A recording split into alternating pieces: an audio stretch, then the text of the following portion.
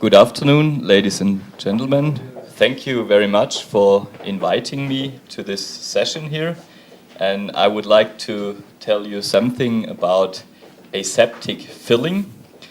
I work for a company called Krones, a German company with 10,000 employees. It has been founded 60 years ago.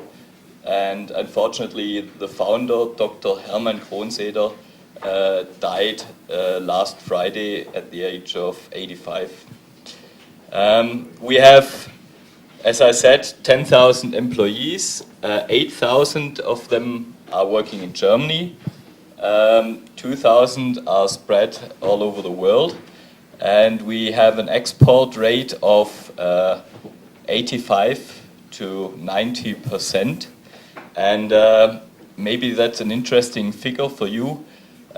In Germany, 99% of all the employees do have what we call apprenticeship, aprendizaje. So they really learn the profession. And out of the 10,000 employees, there are 1,200 engineers. 1,200 engineers, yes, and around 1,500 academic people in total. So 3/4 of the academic people are engineers in our company. Unfortunately, until now, the proportion of women is very low, but it's increasing. So, and so the next 30 minutes, I would like to really give you a broad picture about aseptic filling. What does that mean? What is it all about?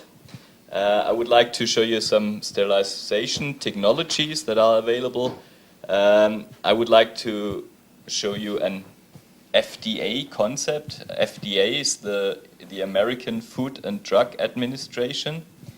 And I would like to show you the validation processes that are necessary in order to run such an aseptic line. And I would like to show you the system requirements there.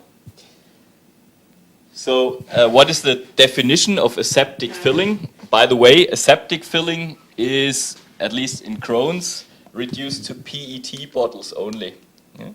And we can fill carbonated as well as still drinks into PET bottles aseptically. It's not necessary for water, but it is necessary for sensitive beverages. I will show you what sensitive beverages are. And what is aseptic filling? Aseptic filling means that you have a pre-sterilized container, a pre-sterilized bottle, and you fill in a pre-sterilized or at least pasteurized product, and you cap it with a pre-sterilized cap or closure under sterile conditions. This is aseptic filling. And this has to be under sterile conditions so that there is no recontamination of the product or the packaging material. And this works well. However, there is no 100% sterility. There is only a so-called commercial sterility. And this is defined by the FDA, again, the Food and Drug Administration. That's the association in the US that cares for the health of the consumer. And they define commercial sterility of equipment and containers used for aseptic processing and packaging of food. Means the condition achieved by application of heat, that's for the product mostly, chemical sterilants or other appropriate treatment that renders the equipment and containers free of viable microorganisms, so microorganisms that can live and multiply, capable of reproducing in the food under normal, non-refrigerated conditions. Conditions of storage and distribution. So this is commercial sterility, and with such a system I will show you, you get or you guarantee commercial sterility rates in the range of 1 in 10,000. So that means you guarantee that there is not more than one defect bottle in 10,000. Now, this is what we guarantee what the system can deliver is much better than that. Imagine you have a pallet of milk, Tetra Pak milk. There are approximately 1,000 packs on each pallet. And if you imagine every 10 pallets, there would be one bottle leaking or one package leaking, you would have defects every 10 pallets. That means in every truck or lorry, there would be 4 pallets with defect bottles. So that is not acceptable. So from that you can see that the real defect rate is much lower than what is normally guaranteed. However, there is a certain difficulty in proving that the system can perform so well. Now, here again, what do? We sterilize the bottle internally and externally. We fill it with pasteurized or sterilized product, and we close it with a sterilized cap. And this is in sterile conditions, and these are surrounded by borders always. And that's the philosophy of aseptic packaging. So these are the different products that we can fill. It starts with the least sensitive products, that's carbonated soft drinks. Carbonated means CO2, of course, as you learned. And this is a very, say, stable product. There are only yeasts and some bacteria can grow, lactic acid bacteria, but that's relatively stable. So the soft drinks, they don't need aseptic filling. Then we have the juices. Traditionally, the juices were hot filled, and now with PET, as it is heat sensitive, more and more aseptic lines are coming up for juice, cold filled juice. And now, up till here, we have so-called high acid products. These are sour products with a pH lower than 4.5. And then there is the product range of low acid products. They have a neutral pH, like milk, like teas. And they are much more critical because in these products, from here on, pathogenic germs can grow.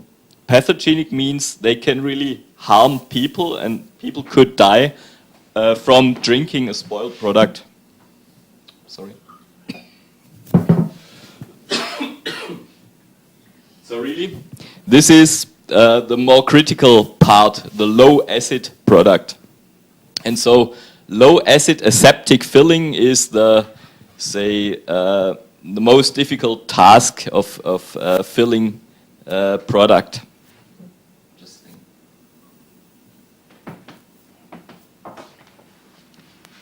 So what are the advantages of aseptic filling? We are amongst the biggest suppliers of aseptic systems. We have supplied 120 such filling systems so far, and many more to come, mostly to China. And the advantages are that you have a natural product because you really have only a flash pasteurization or a sterilization of the product very shortly. So the color stays. An orange juice stays yellow, it doesn't get brown, and also the taste stays very fresh. Little change in color, little change in flavor, and vitamins and other ingredients are sheltered very much. And we can use these standard PET bottles, which are very light.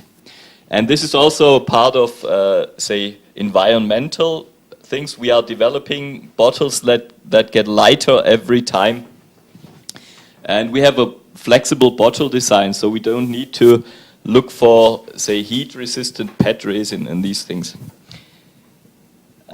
These are, just to give you an idea, 2 of these systems that we supply. This is a wet system that really rinses out the bottles with parasitic acid. And afterwards, this is the sterilizer here.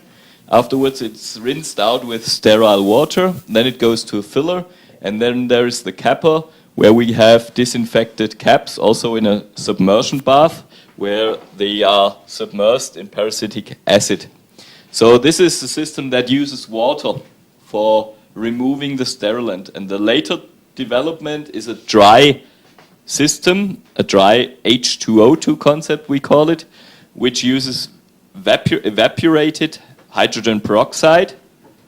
And this is done in such a sterilizer, and you don't need to remove that with water, but you can use sterile air in order to get rid of this sterilant. So no water consumption here, and a lot of water consumption here. Of course, you try to reuse the water, and you try to save water, and try to minimize the consumption of water. But the next step is really a dry system. These systems, as I said, they need to be sheltered, the area, the critical area, and we call this isolator technology. So the personnel is outside at the utmost. There are some gloves where you can go in critical areas, but the people are outside, and everything inside is hygienically designed, automatically cleanable, automatically sterilizable, and so it's all sheltered to keep up sterility. Now, what are the microbiological requirements? And there we speak about a log reduction. A log reduction means, log 4 means if you have 10,000 spores and you have a log 4 reduction, only one spore will survive. No? Now you restrict, of course, the amount of microorganisms that are on the packaging material, so there must not be more than 10 microorganisms on each item, so to say, and then you get the certain safety if you have a log 4 decontamination. And this refers to the inside of the bottle as well as to the outside of the bottle, as well as to the isolator surfaces, or the caps or the lids.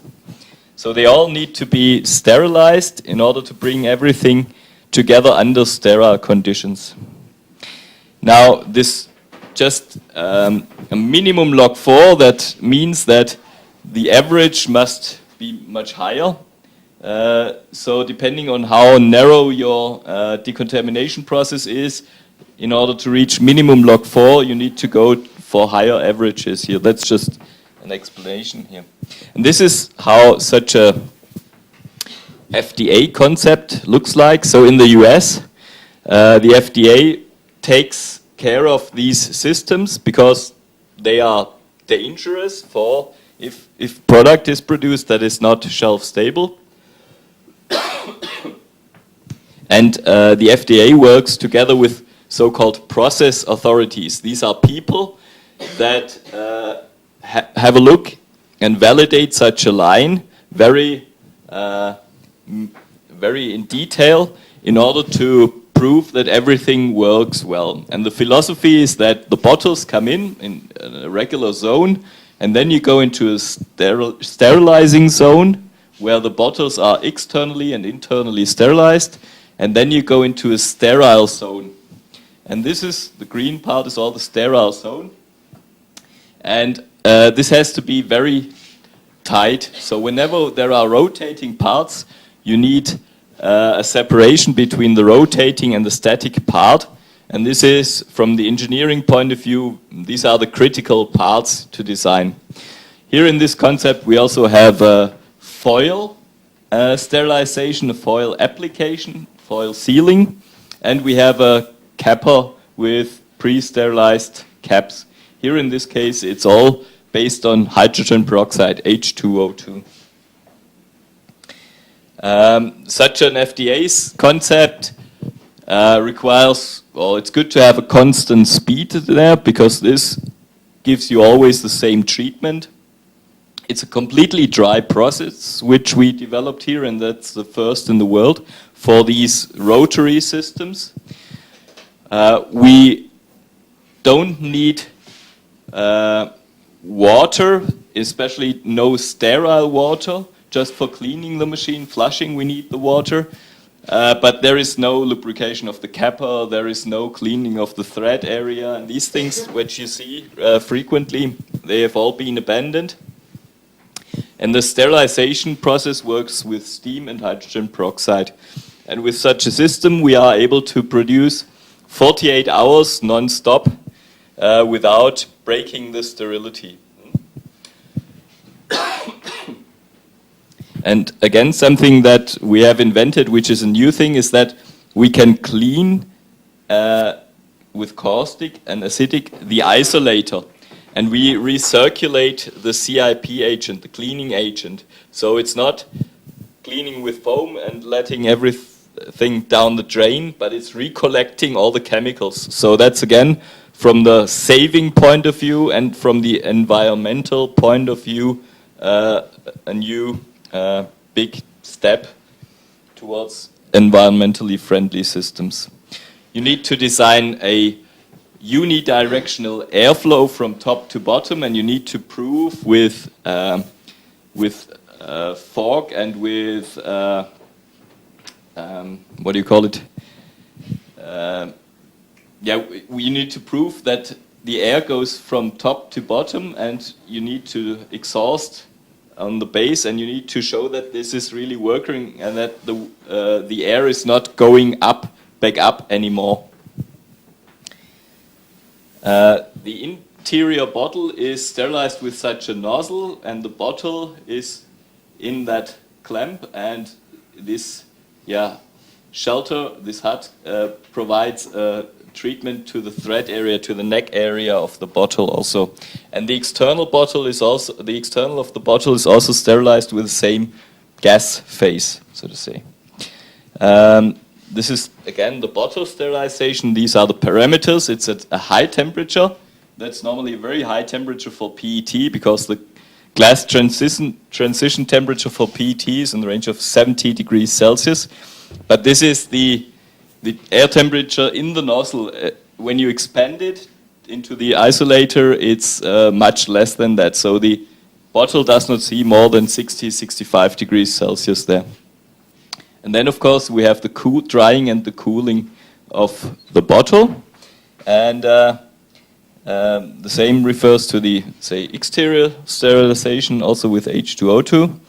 Then we go into a filler, and this is, from the hygienic design point of view, this is all you have inside the filler. So this is the filling nozzle, and this is the CIP cup for creating a closed circuit. And this is sheltered with bellows, so in order to avoid dynamic seals here. And you have the product coming down here. It's a free flow, non-contact filling here. That's for still drinks, of course. If you want to have carbonated products, you need a counter pressure filler here, which does also exist. And you have the CIP return path, and this inner part is cleaned with caustic, acidic cleaning, and sterilized with steam here. Cap sterilization unit. You have the caps going around a spiral, and in this chamber again, there is hydrogen peroxide, which is evaporated, and hot air is going into that system, and they're always dry, and you don't see the sterilization, but after their passage through that system, they are completely sterile, and that needs also to be proven. The same applies to the aluminium foils. They are also sterilized with hydrogen peroxide, and this is such a unit which has been developed in-house. Now, this is one, say, engineering part which we developed with this process authority. You have the sterile zone, and then you always have a higher pressure. The pressure internally must always be higher, so that no foreign air can enter this area. So you have P1 bigger than P2. Here's the pressure P2. And here you go through the exhaust. There's always an overflow of the air, HEPA filtered air, filtered sterilized air, so to say, always goes here into this exhaust system. This upper part is the rotating part, this lower part is the static part, and here we have a disinfectant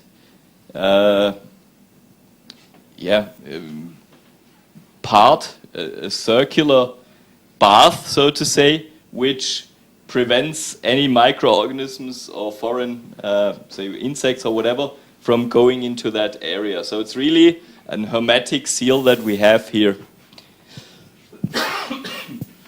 This is also filled with hydrogen peroxide solution here. Now, the validation steps. First, there is a design review together with the process authority, and after this design review, you say, okay, the system from the concept may work. We are going to build it accordingly, and we also only then spoke to a customer and went through the P&ID, so the flow chart where all the media and all the products go through and discuss it. Then there is this proof of principle where all the process steps are reviewed, and this is really long work. The first people that validated such a line for rotary systems in the US were Shibuya from Japan, and it took them 5 years from the first start of the project to the filing of this system, to the validation of such a system. So that's really a lot of work, and we have done this work the last 4 years. And then if you build the machine, you commission it, you do the installation qualification, so you check whether all the automation works, the signal exchange, the I/O tests, and then you calibrate all the sensors, because every sensor, every critical process is monitored, and there are upper levels, lower levels, and you must always be within a certain level, otherwise the whole system will shut down. And then you go through all the different process steps and make sure that the system is running in automatic mode, and it's really just a green and a red button, the green one to start and the red one to finish off. So it's completely automated, and all the manipulations, let's put it this way, is kept away. So then there are all sorts of micro tests where all the different processes are tested. The cleaning cycle, the drying of the isolator, because we sterilize the isolator with dry gas again. Then we have the cap disinfection, the lid disinfection, the bottle disinfection, internally and externally. And also then you run the product, 3,000 bottles, and you put them into quarantine, and after 2 weeks you have a look at all the bottles to see whether there are any defect bottles. This is how you check whether the isolator is cleanable. This is chocolate milk, for example, which is sprayed everywhere and left to dry on for several hours, and after that you start a cleaning process, and after that you check whether there are residues of this chocolate milk somewhere. So you do that with ATP tests or with swab tests or visually. Then if the cleaning is okay, you have a look at the sterilization. You put strips in the isolator where you have an exact amount of microorganisms, test microorganisms. For example, 1 million spores, exactly 1 million spores, one droplet with 1 million spores. And you sterilize the whole isolator, and you have to prove for every internal surface that it gets sterilized at least with log 4. And you can imagine that this is quite a bit of work there. And this is where hygienic design is most important. And also we need to learn about hygienic design, and it's an ongoing process in-house. Now the bottle sterilization itself, how do you check that? First of all, you do a bottle mapping. That means you put a droplet with, again, a defined number of spores, 100,000 or 1 million, on 10 different parts of the bottle. And then you see how you let it run through the sterilization system, and you see how high the sterilization or the decontamination level is at each of these single points. And you only choose this point where the most critical decontamination level is achieved. So the most critical spot, this is called the cold spot, and for the future tests you only take this one single spot, and you you only check if this spot gets sterilized perfectly. And with such an H2O2 machine, you have a target, and this consists of 3 goals. First is to have this at least log4 reduction. Second is that you must remove the sterilant, the H2O2, to a degree of 0.5 ppm. And you have a certain shrinkage because this process is hot, and a PET bottle, if you make it hot, it will go back into its original preform shape, you know. So it will shrink, and it must not shrink more than 1%. And here, this is the process window that you can work with then. And this is how such residual data look like. So this is the border, the limit that we must achieve. And you can see PET is, for a plastic, it's relatively hydrophilic. So hydrogen peroxide diffuses into the PET. And after a few hours, it comes back out again. So this is why there is a maximum somewhere in the range of 4 to 24 hours. And you have to stay below the 0.5 at all times. And that's not easy. So that's really, we are the first ones that have achieved this with PET. The Japanese system, I told you, they have to use 24 cubic meters of sterile water to remove the hydrogen peroxide. All right, I think I gave you already a little bit of the overview. This is how the validation protocol looks like. First, you check the computer, whether it works according to your process. You check all the critical alarms. Then you have the pre-production sterilization protocol. You check with whether everything is all right there.